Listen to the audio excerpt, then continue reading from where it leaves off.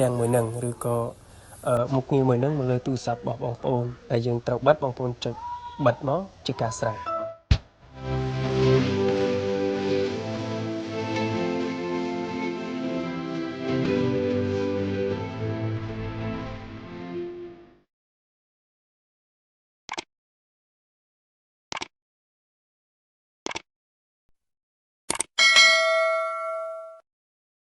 បាទសួស្តីបងប្អូនអរគ្នាវិលត្រឡប់មកជួបគ្នាសារជាថ្មីជាមួយនឹង clip វីដេអូរបស់ខ្ញុំ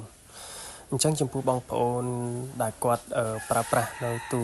រស័ព្ទ iPhone យូរបងប្អូនអាចជួបនៅបញ្ហាមួយនេះ iPhone maybe too close អញ្ចឹងនៅពេលដែលបងប្អូន scroll មើល Facebook ឬក៏មើលនៅកម្មវិធីផ្សេងៗកម្មវិធីមួយហ្នឹងឬក៏ពាណិជ្ជកម្មមួយហ្នឹងវានឹង load មកលើផ្ទាំងទូរស័ព្ទរបស់បងប្អូន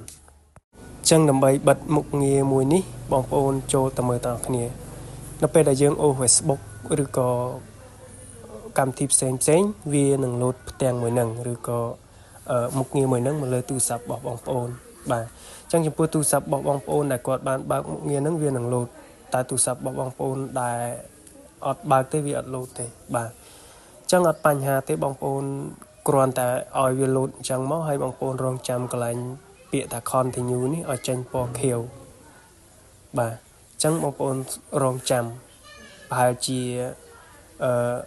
អត់ដល់1នាទីទេវានឹងលោតពណ៌ខៀវអញ្ចឹងក៏សូមការជាសាយបើខ្ញុំបង្ហាញទៅមានខុសព្រោះវាមិនមែនជាចំណេះដឹងឬក៏ជំនាញអីទេតែគ្រាន់តែវាជា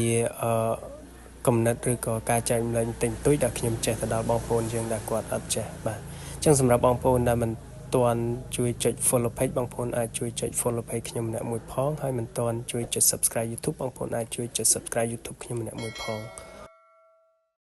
អូខេបាទអញ្ចឹងវាលោតពណ៌ខៀវហើយនៅពេលដែលវាលោតពណ៌ខៀវបងប្អូនចុចលើហ្នឹង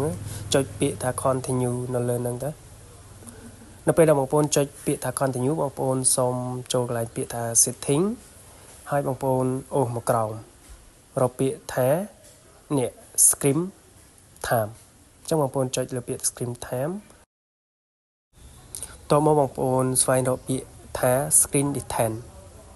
នៅពេលដែលបងប្អូនឃើញពាក្យថា screen detent បងប្អូនចុចលើពាក្យហ្នឹងមកបាទតមកវានឹងលោតមកមុខងារមួយដែលយើងត្រូវបិទបងប្អូនចុចបិទមកជាការស្រេចអញ្ចឹងបងប្អូនចុចមក home វិញមកចឹងមុខងារមួយហ្នឹងឬក៏ app មួយហ្នឹងវាលែងលោតមករំខានលើទូរស័ព្ទរបស់បងប្អូនទៀតហើយបាទអញ្ចឹងវីដេអូនេះគឺមានតែប៉ុណ្ណឹងអរគុណបងប្អូនសម្រាប់ការទស្សនាវីដេអូរបស់ខ្ញុំកុំភ្លេចជួយចុច like និង follow page ខ្ញុំម្នាក់មួយផង